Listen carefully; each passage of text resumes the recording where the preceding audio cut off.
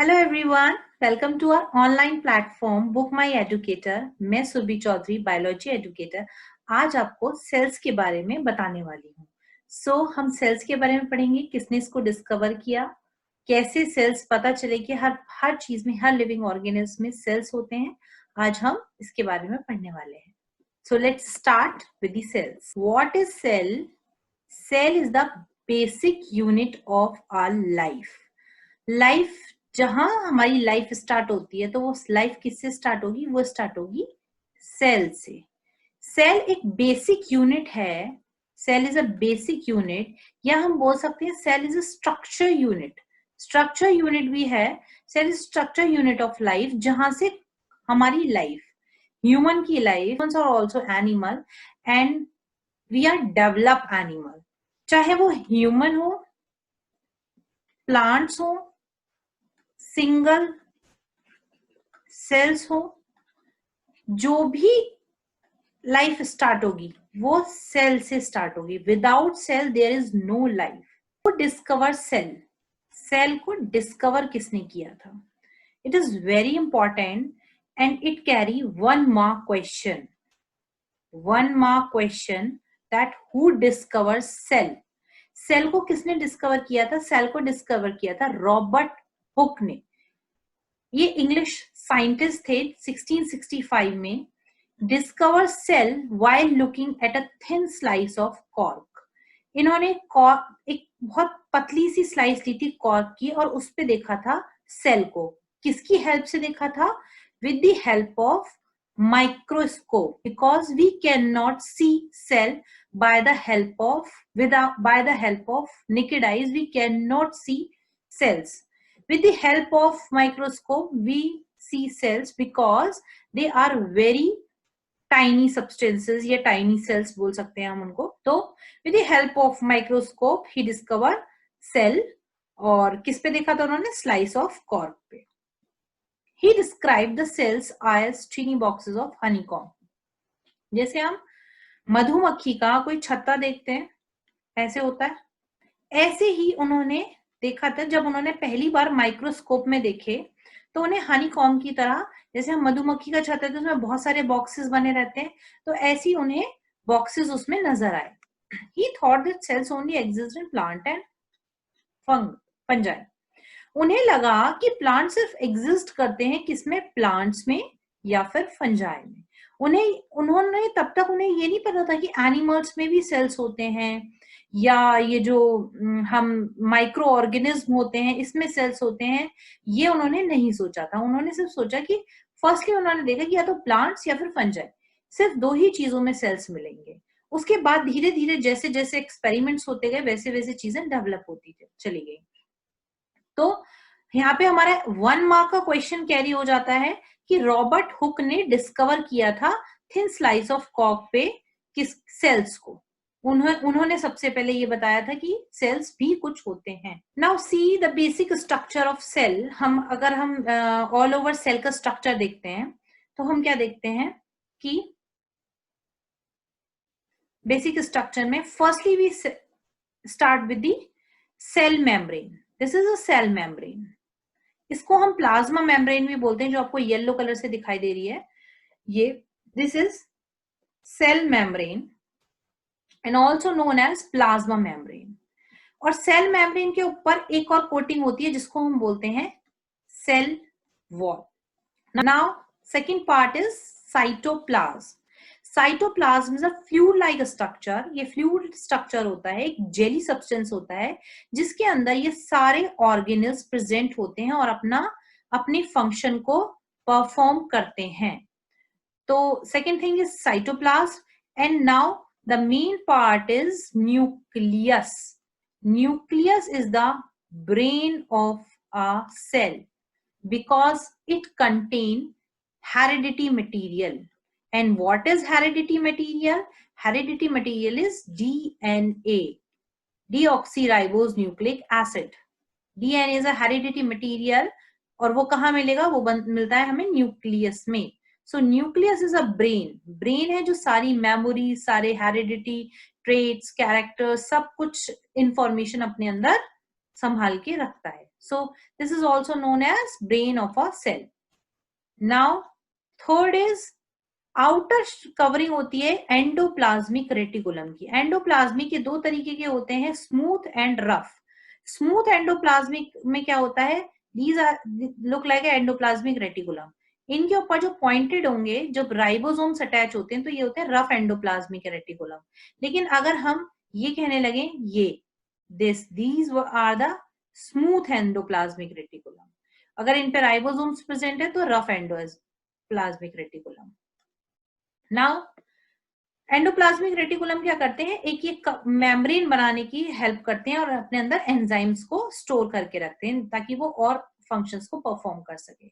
Ribosomes are the single membrane structure. Normally ऐसे ribosomes होते हैं, सिंगल मेम्ब्रेन स्ट्रक्चर होते हैं. एंड ये क्या करते हैं, ये प्रोटीन सिंथेसिस में हेल्प करते हैं, जो हमारी बिल्डिंग ब्लॉक्स होते हैं हमारी बॉडी के अंदर. Now mitochondria is known as kitchen of the cell. हम किचन ऑफ द सेल भी बोलते हैं माइटोकॉन्ड्रिया को.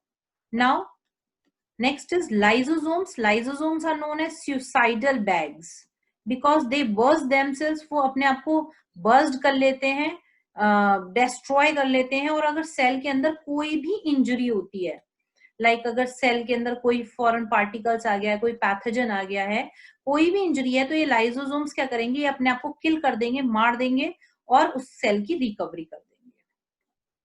So this is very interesting way कि हमारा सेल किस तरीके से रिपेयर होता है. हमारी बॉडी में जब भी कोई फॉरेन पार्टिकल्स अटैक करते हैं तो किस तरीके से राइबोसोम्स हुआ करते हैं, we study later. Golgi apparatus या फिर गोल्गी बॉडीज. गोल्गी बॉडीज क्या है, these are the Golgi bodies. इनका स्ट्रक्चर हम देखें तो ये नॉर्मल ऐसे होती हैं गोल्गी बॉडीज. गोल्गी बॉडीज क्या करती हैं, लाइसोसोम्स बनाने में हेल्प करती हैं, क्योंकि गोल्गी बॉडीज के अंदर फुल ऑफ एंजाइम्स, न्यूट्रिशन, ये सारी चीजें इसके अंदर होती हैं. तो ये लाइसोसोम्स बनाने में हेल्प करती हैं और हमारी रिकवरी करने में भी हेल्प करती हैं, सेल की रिकवरी करने में. Now main part is cytoskeleton. Cytoskeleton के ये कुछ थ्रेड लाइक स्ट्रक्चर होते हैं. ये देखिए, these are the thread like structure. जब सेल डिवाइड होता है, एक से जब सेल दो बनते हैं, फिर 2 से 4 बनते हैं, डिवीजन होते हैं सेल्स में, तो ये साइटोस्केलेटन उस टाइम पे स्प्लिंटर फाइबर्स बनाने में हेल्प करते हैं ताकि क्रोमोसोम अपने अपने एंड पे जाके अटैच हो पाए. अगर ये सेल है और ये डिवाइड होता है तो ये क्रोमोसोम्स अपने अपने एंड पे अटैच हो पाए. तो ये कौन काम करते हैं, cytoskeleton. Cytoskeleton help at the time of division. Now let's see what are the major function of cells. Cells के मेजर फंक्शंस क्या हैं. सेल बेसिकली करता क्या है, ब्रेक डाउन करता है फूड को इनटू न्यूट्रिएंट्स में, क्योंकि सेल के अंदर ही वो एंजाइम प्रेजेंट होते हैं जो हम डाइजेशन में पढ़ते हैं और जो फूड को ब्रेक डाउन करते हैं. हम इस सिलेबस में डाइजेशन भी है हमारे पास, हम डाइजेशन भी पढ़ेंगे. लेकिन वो डाइजेशन जो हो रहा है वो इन्हीं सेल्स की वजह से पॉसिबल हो रहा है, क्योंकि उन्हीं सेल्स के अंदर एंजाइम्स प्रेजेंट है. माइटोकॉन्ड्रिया के अंदर एनर्जी मिल रही है, जो अभी हमने डिस्कस किया था. और पॉलीमर्स इनटू मोनोमर. पॉलीमर्स क्या है, पॉलीमर्स एक लॉन्ग चेन है. क्या है, लॉन्ग चेन है. किसकी लॉन्ग चेन है, शुगर की. और शुगर से हमें क्या मिलती है, एनर्जी मिलती है. शुगर की लॉन्ग चेन होगी तो स्टार्च बनाएगा, स्टार्च से फिर कार्बोहाइड्रेट बनेंगे. तो उनको तोड़ तोड़ के हमें क्या मिलने लगता है, शुगर मिल जाता है. हम खाते किसमें, हम कार्ब्स के रूप में खाना खाते हैं, लेकिन हमें मिलने लगता है उससे एनर्जी, शुगर. तो वो किसकी हेल्प से, कौन ब्रेक डाउन कर रहा है, वो ब्रेक डाउन कर रहा है cells. Second is transport material. Transport material कैसे हैं सेल्स, O2. हम रेस्पिरेशन करते हैं, हमारी बॉडी के अंदर ऑक्सीजन आती है, इनहेल करते हैं, तो वो ऑक्सीजन कौन लेता है, by the help of diffusion process. हम डिफ्यूजन की प्रोसेस से क्या लेते हैं, O2 को लेते हैं. और डिफ्यूजन का प्रोसेस करता कौन है, जब कंसंट्रेशन कम हो जाती है, वो करते हैं सेल्स. तो cell are very important for us और for our life. And CO2 को क्या करते हैं, सेल बाहर फेंकते हैं हमारी बॉडी से. जब ऑक्सीजन से एनर्जी मिलने लगती है या ऑक्सीजन की हेल्प से ग्लूकोज टूट जाता है, ब्रेक डाउन हो जाता है, तो CO2 बनती है और CO2 बाहर निकल जाती है, एक्सेल हो जाती है. और तो कौन लेके आता है पूरी बॉडी में, cell. Without cell we cannot respire, without cell we cannot digest, and without cell we cannot excrete. ना तो हम रेस्पायर कर पाएंगे, ना हम अब प्रोड्यूस करता है कुछ chemicals. Now third is produce chemicals. Produce chemicals में आता है hormones. Hormones are the chemical messenger, या हम इनको ये भी बोल सकते हैं ये बायोकेमिकल्स होते हैं या केमिकल एंजाइम्स होते हैं, बायो एंजाइम्स होते हैं. ये chemical signal use to control body functions. हमारी बॉडी फंक्शंस को काम कंट्रोल करने में यूज होता है. बॉडी फंक्शन कैसे? जैसे कि हमारा स्लीपिंग मोड, स्लीप करते हैं हम, हमारी ईटिंग हैबिट्स, हमारी फीलिंग्स, और हमारे डेवलपमेंट, बॉडी डेवलपमेंट, हमारा रिप्रोडक्शन सिस्टम, सबको कौन करता है? ये हार्मोन्स कंट्रोल करते हैं. और ये हार्मोन्स कौन प्रोड्यूस करेगा? ये हार्मोन प्रोड्यूस करेंगे cells. Now fourth is work together to build tissues. Work together, एक साथ काम करते हैं सेल्स, ताकि ये किसको बिल्ड कर सके? टिश्यूज को बिल्ड कर सके. और टिश्यूज के बाद में ऑर्गन, ऑर्गन के बाद में organ system, and then organism. कैसे वो होता है? सेल. सबसे पहले आता है सेल. सेल के बाद में जैसे लाइक सिंगल सेल से बॉडी स्टार्ट होगी, इसके बाद में डिवीजन होना शुरू हो जाएगा. इसमें इतने सारे सेल्स बनने लगेंगे. सेल्स के बाद में ग्रुप ऑफ सेल्स बनेगा. ग्रुप ऑफ सेल्स को हम बोल देंगे टिश्यूज. टिश्यूज जो जैसे हमारी मसल्स बनती हैं, ठीक है, हमारे लिगामेंट्स होते हैं, तो ये टिश्यूज बनने लगेंगे. टिश्यूज के बारे में बनने लगेंगे ऑर्गन. ऑर्गन मतलब like stomach, like gall bladder, liver, lungs, these are the organs. ये ऑर्गन्स बनने के बाद में क्या होगा? ये ऑर्गन्स बनेंगे, और इन ऑर्गन्स बनने के बाद में पूरा एक ऑर्गेनिक सिस्टम बनेगा. अब ये ऑर्गेनिक सिस्टम क्या कर रहा है? Digestion, respiration, excretion, control and coordination. Organ system हमारा हार्ट क्या कर रहा है? ऑर्गन सिस्टम एक, ठीक है. उसके बाद में पूरा एक बन जाता है ऑर्गेनिज्म, डेवलप हो जाता है एक ऑर्गेनिज्म. तो इस क्लास से हमें ये पता चलता है कि सेल हमारी बॉडी के लिए, ह्यूमन बॉडी के लिए या प्लांट बॉडी के लिए कितना एसेंशियल है.